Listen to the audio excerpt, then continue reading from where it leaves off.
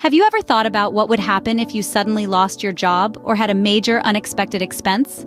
Living in a world of uncertainty, it's crucial to have a financial safety net that can catch you when you fall. That's where an emergency fund comes into play. This fund isn't for your next vacation or that shiny new gadget you've been eyeing. No, it's there for the unexpected. The car repairs, the medical bills, the sudden loss of income. It's the parachute that can help you glide to safety instead of plummeting into debt. An emergency fund provides peace of mind.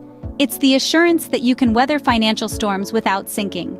So having an emergency fund isn't just about money, it's about financial stability and security. Now, you might be wondering, how can I build this fund? Well, let's dive into our 10 tips. Firstly, start small.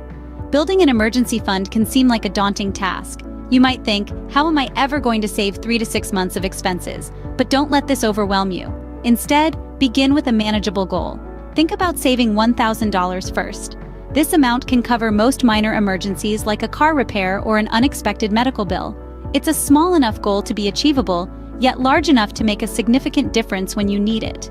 Once you've reached this first goal, celebrate your achievement. Then set a new goal. Maybe it's $2,000, or perhaps it's 1 month's expenses. Keep setting and achieving these smaller goals, and over time, you'll see your emergency fund grow. Building an emergency fund is not a sprint, it's a marathon. It requires consistency, patience, and time. And remember, every dollar you save is a step closer to financial stability. Remember, every little bit counts. Secondly, automate your savings. Now you might be wondering, how can I do that? It's simpler than you think. Most banks offer automatic transfers between your checking and savings accounts. You can set up your account to automatically transfer a set amount to your savings each month. This could be as little as $10 or as much as half of your paycheck. The key here is consistency and regularity. Think of it as a set it and forget it approach. The beauty of this method is that it works in the background. You won't have to remember to put money aside for your emergency fund every month. It happens automatically. Over time, this regular, consistent saving will accumulate, and before you know it, you'll have a respectable emergency fund. Remember, every journey starts with a single step, and automating your savings is a great step towards financial security. Automating your savings takes the decision out of your hands and makes saving effortless. Thirdly, reduce unnecessary expenses.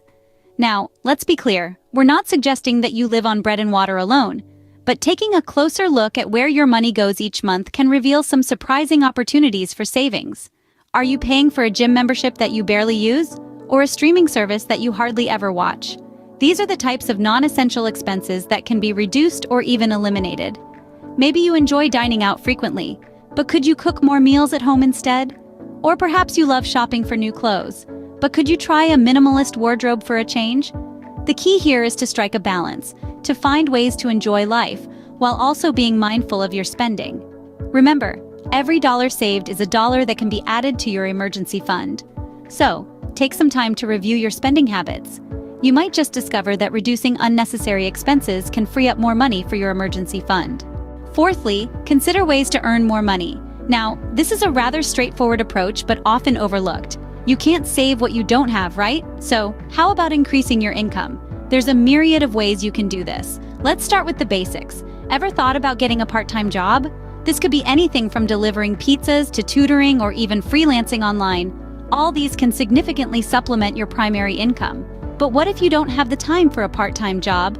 Well, here's another idea. Have a look around your house. Are there items gathering dust that you no longer need? Consider selling these unused items. You might be surprised at how much you can make from a simple garage sale or online auction. By increasing your income, you are essentially creating more opportunities to save. Remember, every little bit counts. Earning more money can accelerate your savings goals. Fifthly, keep your savings separate. Now, you might wonder why this is necessary. The answer is simple. It's all about avoiding temptation. When you're saving for an emergency, the last thing you want is to be tempted to dip into these funds for non-emergency expenses. And let's be honest, we've all been there. That new phone, that vacation, those shoes, they all seem like emergencies when we want them. By keeping your emergency savings in a separate account, you create a clear boundary between what is for emergencies and what is not. This makes it much easier to resist the temptation to spend. It's like putting a do not touch sign on your savings. Furthermore, having a separate account can provide an added layer of protection against overdrafts and other financial mishaps. It's an extra safeguard for your hard-earned money. Keeping your savings separate can help you avoid dipping into your emergency fund. It's a small step, but it can make a big difference in your financial health. Sixthly, prioritize your emergency fund. It's one thing to establish an emergency fund, but it's another to make it a priority in your financial plan. By making your emergency savings a top priority, you're putting a safety net between you and life's unexpected expenses.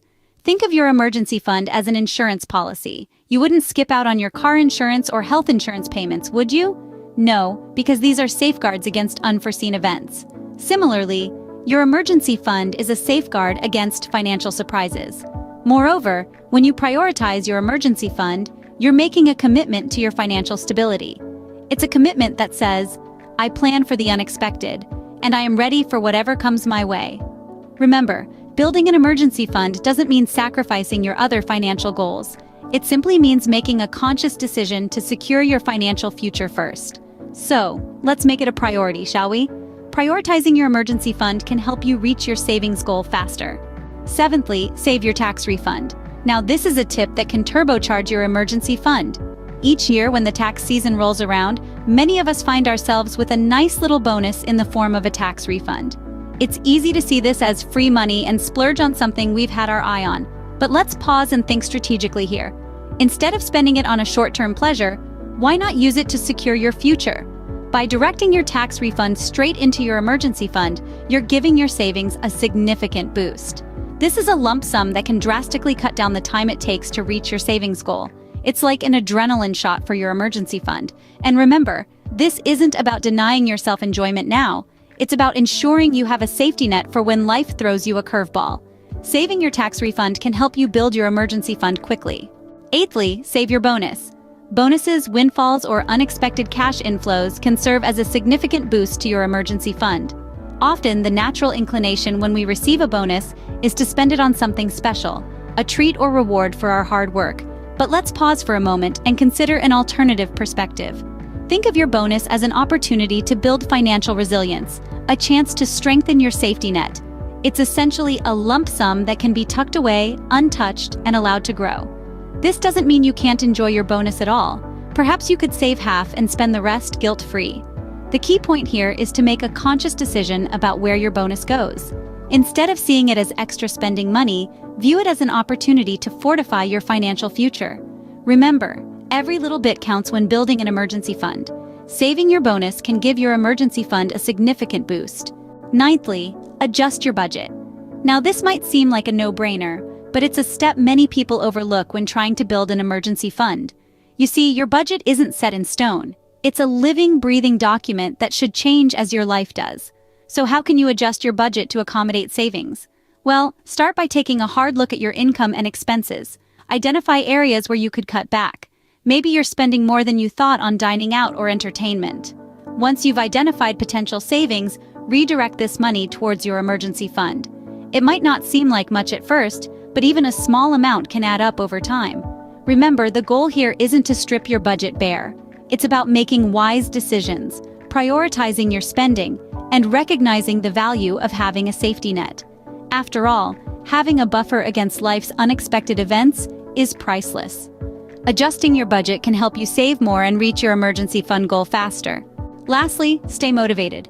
Building an emergency fund is a marathon, not a sprint. It takes time, patience, and a whole lot of determination. One way to keep the momentum going is by setting milestones. Start with small, achievable goals like saving your first $100, then steadily increase the amount. Celebrate these milestones not by dipping into your savings, but by treating yourself to something simple yet satisfying. Maybe it's a quiet evening with a good book or a walk in the park. This way, you're not only rewarding yourself for a job well done, but also creating positive associations with saving money.